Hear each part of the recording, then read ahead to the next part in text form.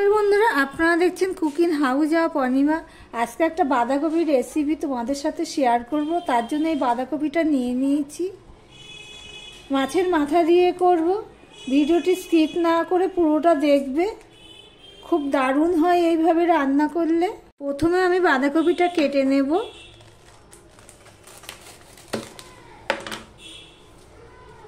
আর এই বাইরের পাতাগুলো আমি বাদ দিয়ে দেব।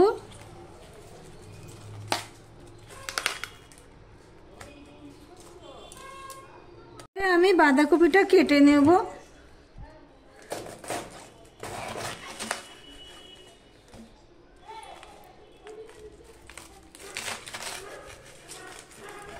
এখনকার কপি তো বেশি না কুচালেও হবে, তবুও যতটা পারবো ততটা এইভাবে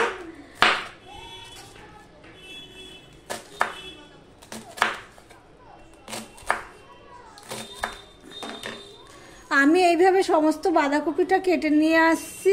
বন্ধুরা, একটা কড়াই বসিয়ে দিয়েছি, গ্যাসটা অন করে দিয়ে। আর এখানে দেখো বাঁধাকপিগুলো আমি সম্পূর্ণটা কুটে নিয়েছি, অনেকটাই হয়েছে, 1 গামলা। এবার বাঁধাকপিটা যেহেতু আমি কুটে নিয়ে ধুয়েছি, সেই জন্য আমি কড়াইতে আর জল দিলাম না, এমনিতেই দিয়ে দিচ্ছি। কেননা বাঁধাকপি যদি ধুয়ে কোটা যেত তাহলে খুব একটা বাঁধাকপির মধ্যে জল থাকতো না। যেহেতু কুটে নিয়ে ধুয়েছি সেই জন্য জল রয়ে গেছে, সেই জন্য আর জল দেবো না। আর গ্যাসের ফ্লেমটা আমি মিডিয়াম টু লোতে দিয়ে রাখলাম। এই পর্যন্ত যারা ভিডিওটি দেখছো এখনো পর্যন্ত লাইক করোনি, দেখতে দেখতে লাইকটা করে দিও। তোমাদের একটা লাইক আমাদের এগিয়ে নিতে অনেকটাই সাহায্য করে। এ দেখো জল রয়েছে, জলটা আমি আর দেবো না, ফেলে দিলাম। দিয়ে আমি ঢাকা দিয়ে দিলাম। দেখো বন্ধুরা, আমি 2 মিনিট ঢাকা দিয়ে রেখেছিলাম। 2 মিনিট পর আসলাম, দেখো বাঁধাকপিটা কতটা কমে গেছে। এবার আমি এটাকে একটু উপর নিচ করে দেব।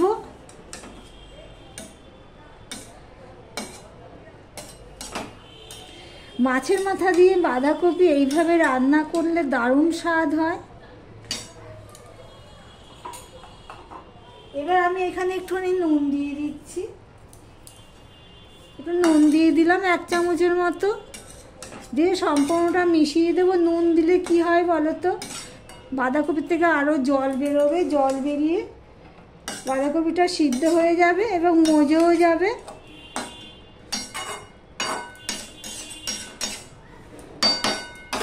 এবার আমি ঢাকা দিয়ে দিলাম আবারও। দেখো বন্ধুরা, আমি আবার প্রায় 3-4 মিনিট পর আসলাম। ওটা নেড়ে দিয়ে নুন দিয়ে ঘেঁটে দিয়েছিলাম। বাঁধাকপিটা আমার সিদ্ধও হয়ে গেছে, মজেও গেছে। এবার আমি গ্যাসটা অফ করে দেব, দিয়ে কড়াইটা আমি খালি করে নেব। ভিডিওটি স্কিপ করো না, দেখতে থাকো বন্ধুরা। দেখো বন্ধুরা, কড়াইটা খালি করে বসিয়ে দিয়েছি, কড়াইটা গরম হয়ে যাচ্ছে। আর এখানে দেখো আমি মাছের মাথা নিয়ে নিয়েছি 3 পিস, মানে টোটাল 4 পিস। 3 ফালি মাথা, 1 ফালিটা একটু বড় আছে, সেটাকে 2 পিস করে নিয়েছি।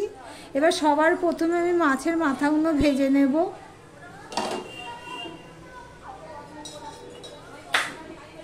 তার জন্য আমি কড়াইতে সর্ষের তেল দিয়ে দিলাম।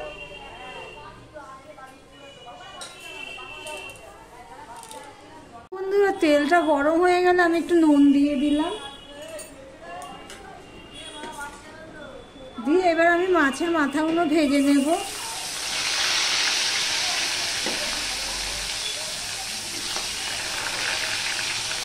দেখো বন্ধুরা, মাছের মাথাগুলো সব ভেজে তুলে রেখেছি। আর এখানে দিয়ে দিচ্ছি 1/2 চামচের মতন 5 ফোড়ন, আর একটা তেজপাতাকে 2 ভাগ করে দিয়ে দিলাম। আমি এখানে দেখো পেঁয়াজ কুচিয়ে নিয়েছি, রসুন কুচিয়ে নিয়েছি, প্রায় 10-12 কোয়া রসুন হবে, 4টে কাঁচা লঙ্কা নিয়েছি, আলু নিয়েছি আর চিন নিয়েছি। এদিকে 5 ফোড়নটা হয়ে গেছে দেখাতে দেখাতে। এবার আমি পেঁয়াজগুলো দিয়ে দেবো।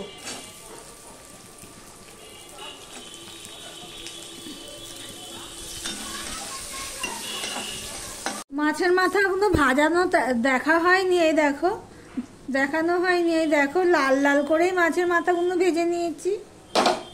এখানে পেঁয়াজটা কিছুটা হয়ে গেছে। এবার আমি এখানে রসুন কুচিগুলো দিয়ে দেব।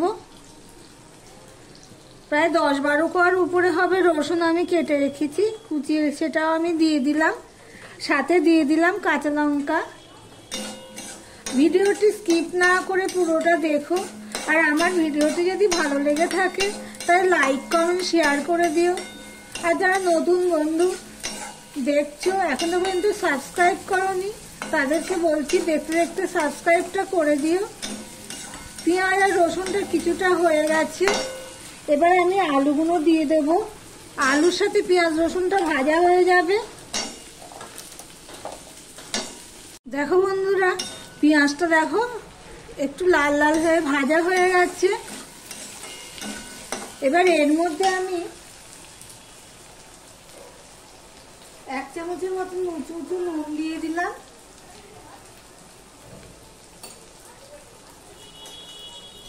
আর দিয়ে দিলাম 1 চামচ হলুদ। নুন হলুদটা ভালো করে আমি মিশিয়ে নিলাম।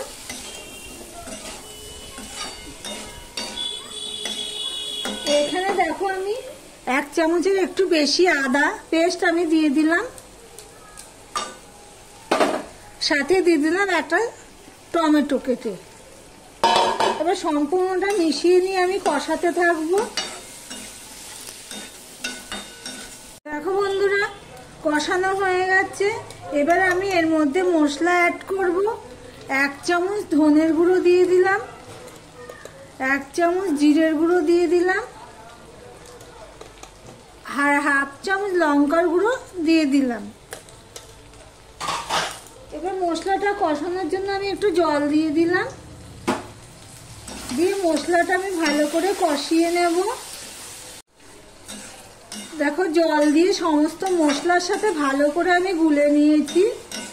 নিয়ে গ্যাসের ফ্লেমটা আমি একটু মিডিয়াম টু লোতে দিলাম। আর এখানে দেখো ছিমগুলো দেওয়া হয়নি, ছিমগুলো উপরে দিয়ে দিলাম। কচি ছিম তো সিদ্ধ হতে বেশি টাইম লাগবে না, তাই জন্য আমি ছিমটা দিয়ে দিলাম। দিয়ে এবার আমি ঢাকা দিয়ে দেব। দেখো বন্ধুরা, ঢাকা দিয়ে মিনিট খানেক পর আমি আবার ঢাকাটা খুলে নিলাম, কেননা বেশি সময় নিলে আবার মশলাটা তলায় লেগে যেতে পারে বা পুড়ে যেতে পারে। আমার ভিডিওটি যদি ভালো লেগে থাকে তাহলে লাইক কমেন্ট শেয়ার করে দিও প্লিজ বন্ধুরা। আর যারা এখনো পর্যন্ত সাবস্ক্রাইব করোনি প্লিজ সাবস্ক্রাইবটা করে পাশে থেকো। মশলাটা প্রায় 75% কষানো হয়ে গেছে।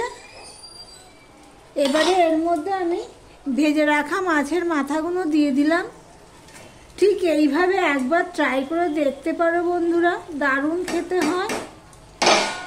এমনিতে মাছের মাথা দিয়ে বাঁধাকপি রান্না ঠিকঠাক যদি হয় এই দিয়েই 1 থালা ভাত খাওয়া হয়ে যাবে। ঠিক এইভাবেই করবে, তাহলে আমি যেইভাবে করছি ঠিক সেইভাবেই করবে। মাছের মাথার সাথে মশলা একটু কষিয়ে নেব, তাহলে এর স্বাদটা আরও বেড়ে যাবে। দিয়ে আবারও ঢাকা দিয়ে দিলাম। আমি মিনিট 2 কষিয়ে নিয়েছি মাছের মাথাগুলো দিয়ে। মাঝে এসে একবার আমি আবার এইভাবে নেড়েও দিয়েছি। দেখো মশলাটা কষানো হয়ে গেছে।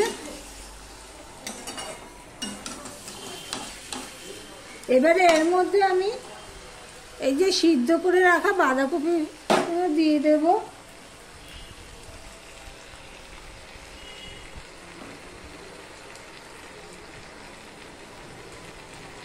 অল্প দিলাম, দিয়ে আমি এবারে উপর নিচ করে দেব।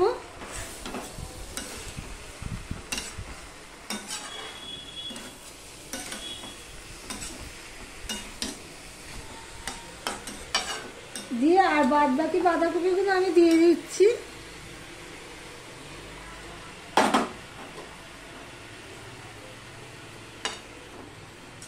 দিয়ে আমি আবারও ঢাকা দিয়ে দিলাম। আমি দুবার এসে নেড়ে দিয়েছি, প্রায় 6-7 মিনিট পর আসলাম। মাঝে এসে আমি 2-3 বার এইভাবে নেড়ে দিয়েছি, না তো নিচে লেগে যেতে পারবে। এবার আমি আর ঢাকা দেবো না, বাঁধাকপিতে জলটা শুকানোর জন্য আমি আর ঢাকা না দিয়েই রান্না করব। সমানে নাড়তে থাকবো, গ্যাসের ফ্লেমটা বড় করে দিয়ে। দেখো বন্ধুরা, বাঁধাকপিটা সমানে গ্যাস বড় করে দিয়ে আমি নাড়তে নাড়তে জলটা পুরো শুকিয়ে নিয়েছি। এবার এর মধ্যে আমি চিনি দিয়ে দিলাম।